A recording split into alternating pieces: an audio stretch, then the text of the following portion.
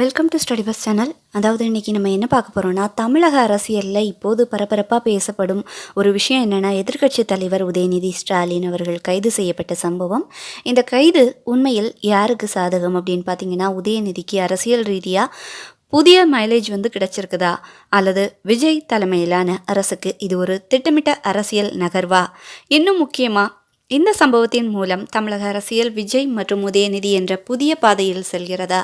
இந்த கேள்விகளுக்கான பின்னணியை இப்போது நம்ம பார்க்கலாம். தஞ்சாவூரில் நடந்த அந்த காவிரி உரிமை தொடர்பான போராட்ட நிகழ்ச்சியில் உதயநிதி ஸ்டாலின் அவர்கள் பேசிய சில கருத்துக்கள் சர்ச்சையை ஏற்படுத்தியிருக்குது.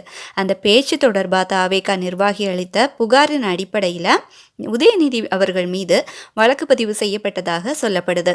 அதன் தொடர்ச்சியாக அவர் கைது செய்யப்பட்டார். ஆனால் கைது செய்யப்பட்ட சில மணி நேரங்களிலேயே அவங்க நீதிமன்ற காவலுக்கு அனுப்பும் நடவடிக்கை எடுக்கப்படாது என்று அரசு தரப்பு தெரிவித்ததாக, பின்னர் அவர் காவல் நிலைய ஜாமீனில் விடுவிக்கப்பட்டதாகவும் தகவல்கள் வெளியாகின. இதுதான் இந்த விவகாரத்தை சாதாரண சட்ட நடவடிக்கையை தாண்டி அரசியல் விவாதமாக மாற்றியது. உதயநிதியை கைது செய்துபட்டதால் அதாவது திமுகவுக்கு என்ன கிடைத்தது அப்படின்னு பார்த்தீங்கன்னா, இதில் முதல் விஷயம் என்னென்னா, திமுக தொண்டர்களிடம் ஏற்பட்ட அரசியல் எழுச்சி ஒன்று. ஆட்சியில் இல்லாத சூழலில் கட்சி தொண்டர்களை தொடர்ந்து களத்தில் வைத்திருப்பது எந்த எதிர்க்கட்சிக்கும் முக்கியமான சவாலாக தான் இருக்கும். ஆனால் உதயநிதி கைது செய்யப்பட்ட தகவல் வெளியானதும் அவருக்கு ஆதரவாக திமுகவினர் நிறைய பேர் திரண்டு வந்திருக்காங்க. அதாவது தஞ்சாவூர்லேயும் விசாரணை நடைபெற்ற பகுதிகளில் ஆதரவாளர்கள் திரண்டதாக சொல்லப்படுது. விசாரணை முடிஞ்சு அவங்க வெளியில் வரும்போது ஆதரவாளர்கள் உற்சாக வரவேற்பு கொடுத்துருக்காங்க.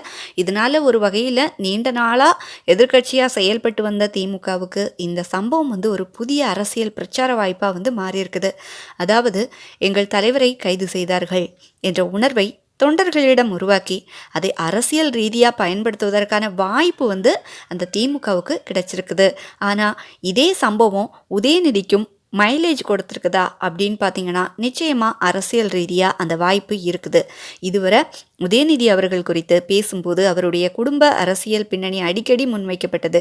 கருணாநிதியின் பேரன், மு.க. ஸ்டாலினின் மகன் என்ற அடையாளங்கள் தான் அவரை சுற்றிய அரசியல் விவாதங்களில் முக்கியமாக இருந்தது. ஆனால் ஒரு எதிர்க்கட்சி தலைவராக கைது செய்யப்பட்ட சம்பவம் அவரை நேரடியாக அரசியல் மோதலின் மையத்திற்கே கொண்டு சென்றிருக்குது.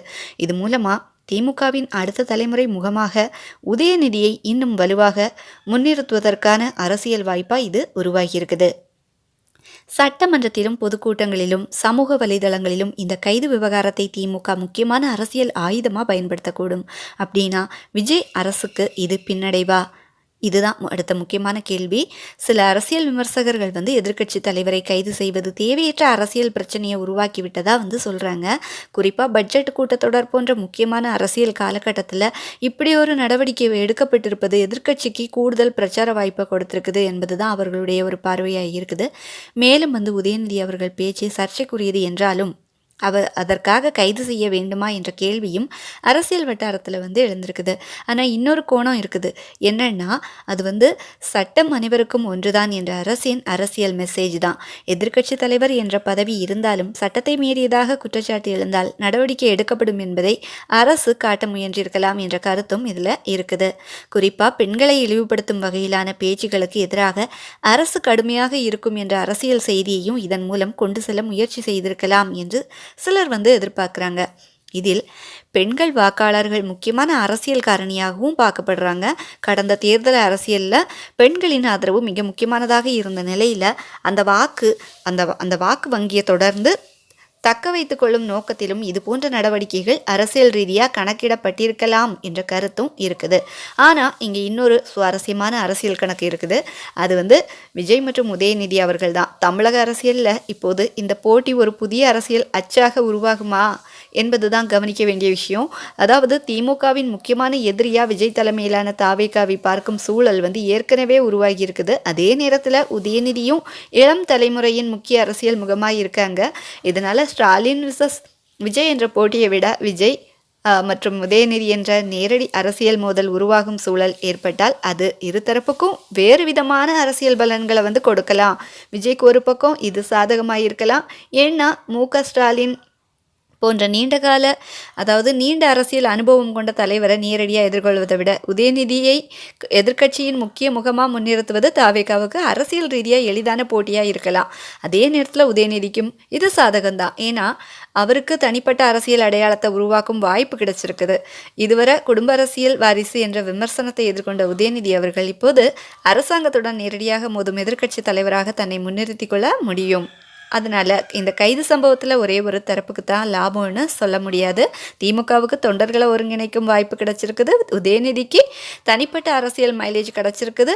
அதே நேரத்தில் விஜய் அரசுக்கும் சட்டத்தை மீறின நடவடிக்கை எடுக்கப்படும் என்ற கடுமையான அரசியல் பிம்பத்தை அவங்க உருவாக்கும் வாய்ப்பு கிடச்சிருக்குது. ஆனால் அரசியலில் எந்த நடவடிக்கைக்கும் எதிர்விளைவு இருக்கும். ஒரு கைது எதிர்க்கட்சியை பலவீனப்படுத்தலாம், அதே கைது எதிர்க்கட்சிக்கு புதிய அரசியல் ஆயுதத்தையும் கொடுக்கலாம். தமிழக அரசியலில் இது போன்ற சம்பவங்கள் ஏற்கனவே பல முறை நடந்திருக்குது. ஜெயலலிதா தொடர்பான சட்டப்பேரவை சம்பவங்களிலிருந்து கருணாநிதி கைது செய்யப்பட்ட 2001 சம்பவம் வரை அரசியல் தலைவர்களின் கைது என்பது தமிழக அரசியலில் மிகப்பெரிய அரசியல் தாக்கத்தை ஏற்படுத்தியிருக்குது. அந்த வரிசையில் உதயநிதி அவர்கள் கைது சம்பவமும் எதிர்காலத்தில் எப்படி நினைவு கூறப்படும் என்பது தான் இப்போது முக்கியமான கேள்வி.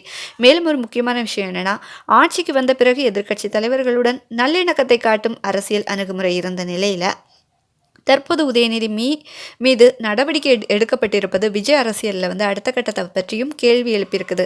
இது உண்மையில் சட்ட நடவடிக்கையா அல்லது அரசியல் ரீதியாக நன்றாக கணக்கிட்டு எடுக்கப்பட்ட முடிவா?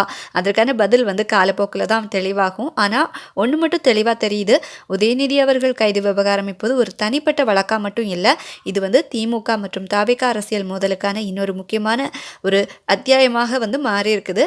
இந்த சம்பவத்தின் மூலம் உதயநிதிக்கு கிடைச்ச மைலேஜ் எவ்வளவு, இல்லை விஜய் அரசுக்கு ஏற்பட்ட அரசியல் தாக்கம் என்ன, மற்றும் வர இருக்கக்கூடிய அரசியல் போட்டியில் விஜய் மற்றும் உதயநிதி அவங்க புதிய மோதல் உண்மையிலேயே உருவாகுமா, இதை பொறுத்து இருந்து தான் நம்ம எல்லாரும் பார்க்கணும். இந்த விவகாரம் குறித்து உங்களுடைய கருத்து என்ன? உதயநிதி கைது செய்யப்பட்டிருக்க வேண்டுமா அல்லது கைது நடவடிக்கை தேவையற்றதா அப்படின்றத நீங்கள் உங்கள் கமெண்ட்டில் தாராளமாக சொல்லலாம். இந்த நியூஸ் உங்களுக்கு யூஸ்ஃபுல்லாக இருந்துச்சுன்னா அப்படியே லைக் பண்ணுங்கள், ஷேர் பண்ணுங்கள், ஹைப் பண்ணிவிடுங்க. அப்போ தான் நிறைய பேருக்கு ரீச் ஆகும். மறக்காமல் நம்ம ஸ்டடி பிஸ் சேனலை சப்ஸ்கிரைப் பண்ணி வச்சுக்கோங்க. தேங்க்ஸ் ஃபார் வாட்சிங்.